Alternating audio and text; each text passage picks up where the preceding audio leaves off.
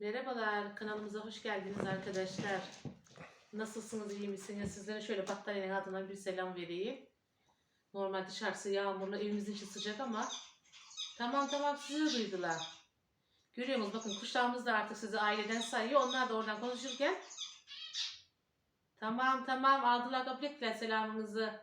Çok fena bunlar ya. Çok. Normalde benim sesimi duyunca böyle evde çok ses yapıyorlar. Evet, tek sende. Aynen. Bak gördünüz benim şeyimi dağıttınız. Nerede kalmıştık? Herhalde onlar bize bugün arkadaşlar şey yaptırmayacak. En çok senin muhabbet edince onlarla Evet, sesini aynen alışık. öyle olsun. Onlar da insan arıyorlar. Neyse birazcık ben bugün rahatsızım arkadaşlar. Başım ağrıyordu. Sabah kızları gönderdim. Hemen bir ağrı kesici içtim. Tamam annem, tamam yeter bu kadar, tamam. Ne bekliyorsunuz? Battaniyemi de aldım, şuraya oturayım dedim. Herhalde en son cumartesi günü mü video çekmiştim. Öyle bir şeydi. Olabilir. İkiye falan gezmeye gitmiştik. Hatta pazar günü de yemek yaparken böyle birkaç dakika yapıp da önüne bağladım. Bugünden beri video falan yapmadım. Bugün günlerden çarşamba mı salı mı? Salı. Günleri de karıştırdım. Bugün Yarın günlerden Freitag Almanya'da. salı. Yarın çarşamba. Burada her taraf kapalı. O yüzden birazdan kızları okuldan alınca dedim bir ekmeğimiz yok evde. Ekmek alırız. Yumurta falan birkaç eksiğimiz var. İşte temel ihtiyaç. Aynen temel ihtiyaç. Onları dedim alır geliriz. Onunla alışverişe gideceğiz. Ondan önce dedim sizlere bir video çekeyim.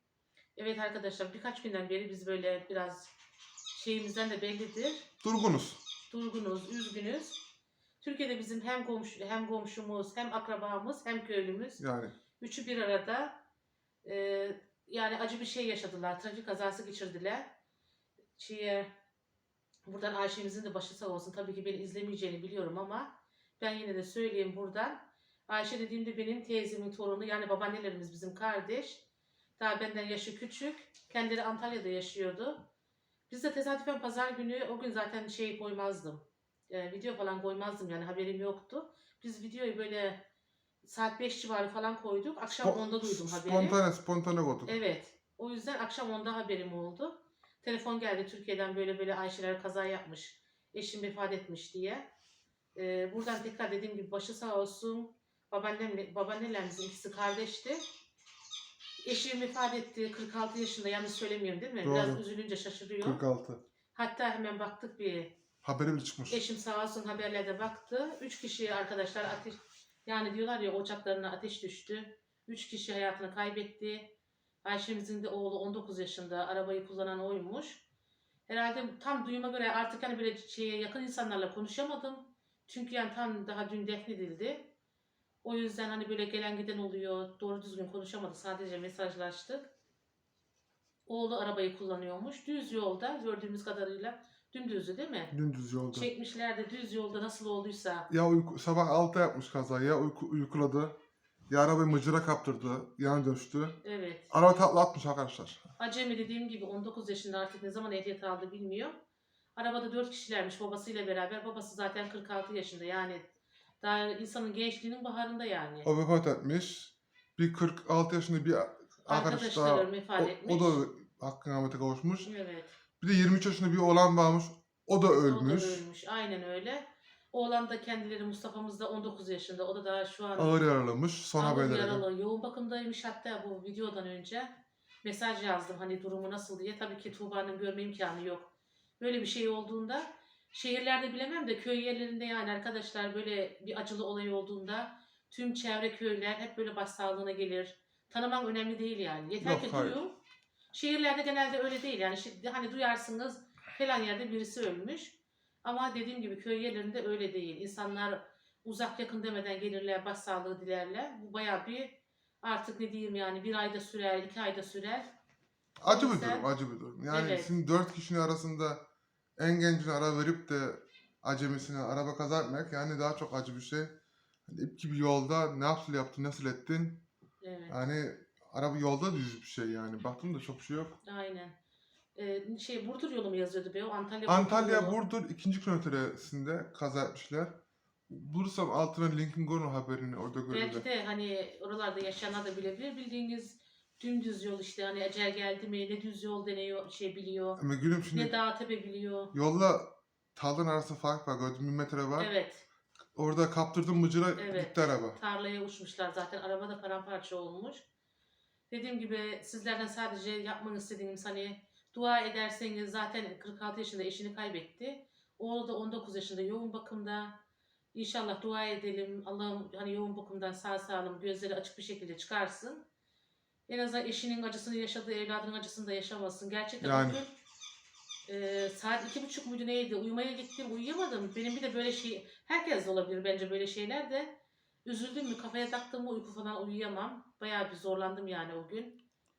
bir tek o değil, bir de öbürkünden yani arkadaşlar da Evet, o da 46 yaşında, o da babadır. evet, Öbürküsü 20 yaşında birisinin evladıdır. Yani evet. 3 eve ateş düştü. 3 tane eve ateş düştü. Üçü de Yani düğüne mi gidiyorlarmış arkadaşlar? Düğünden bir düğün olayı var da düğüne giderken mi, düğünden gelirken mi sabah saat işte 6 mı 6.30 mu o civarda.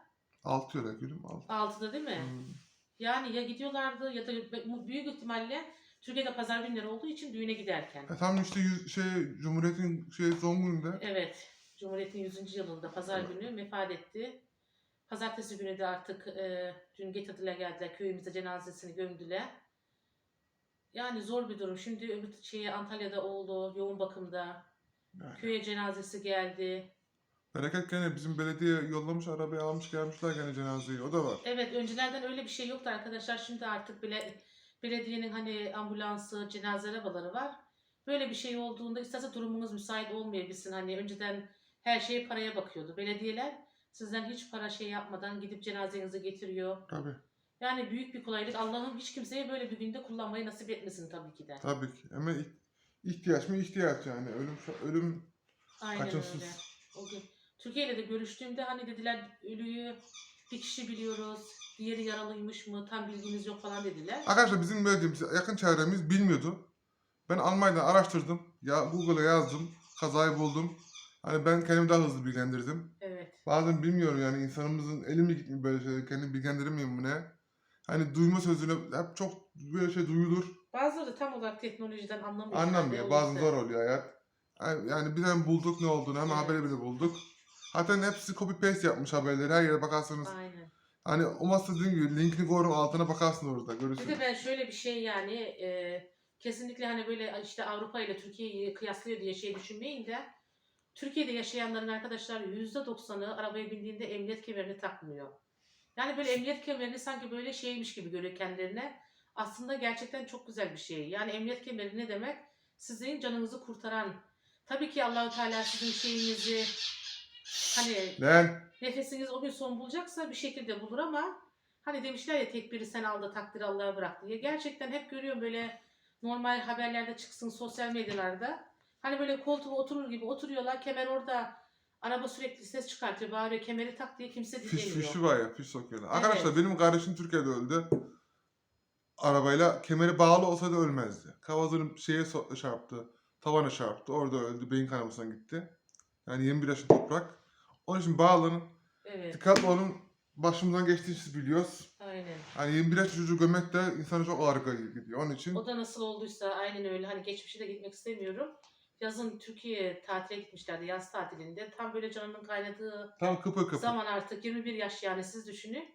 Türkiye'de araba yalnızken arabada hani yine kayınvalidem falan varken sürekli bağırıyordu kendisi. Nasıl olduysa artık Allah o şeye getirmiş işte. Öyle kaza yaptı kendisi. Orada düz yolda aynı bir şey yoktu. Düz yolda yani herkes şaşırmıştı böyle yolda insan nasıl ölür diye. Yani Şöyle minicik bir taşa kafasını vuraraktan orada hayatını kaybetti. yani trafik şeysi kalsın küçümsemen.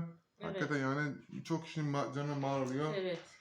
Dikkatli Bizim olalım. bu akrabalar da arkadaşlar bizim gördüğümüz kadarıyla zaten çekmişler. Hani 3 tane kişinin şeyi sağda solda yani şeyleri cesetleri vardı. Arabadan uçmuş adamlar. Evet muhtemelen arabadan uçmuşlar yani. Arabadan uçmuşlar hakikaten. O yüzden gerçekten hani bazıları polisten korkarak kemerini takıyor. Polisten korkmayın. Polis sizi yakaladığında paranızı alır ama diğer türlü canınız gidiyor. O yüzden biraz daha önem verin. Bağlanmaya dikkat edin. Gerçekten yani burada çocuk doğar doğmaz hemen alıştırıyorsun bağlanmaya. Ya Küçük şimdi- çocuk arabaya biniyor hemen kemerini takıyor. Ben görüyorum tabelada adam Avrupa böyle diyor.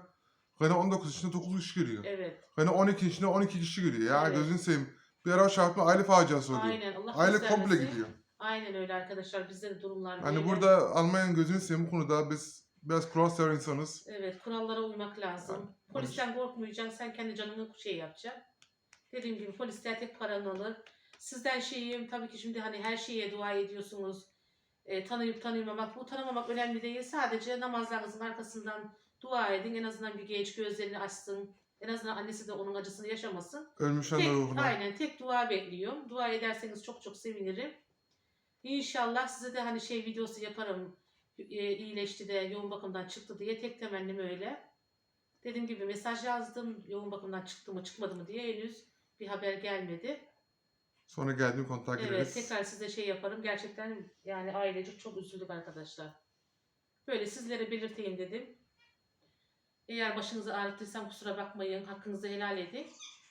Sürçülisan etmişsek değil mi? Aynen. Kimsenin şeyini hani böyle... Zaten bu günlerde de kimseyi de ben normalde de kırmam da eğer bir sözünden de yanlış anlaşılma, herkes kendine bir şey çıkarıyorsa da kimse kusura bakmasın. Benim şeyim tek hani doğruyu söylemek değil mi? Herkes şey olsun. Tabii ki. O yüzden Kendinize kendinize iyi bakın arkadaşlar. görüşürüz.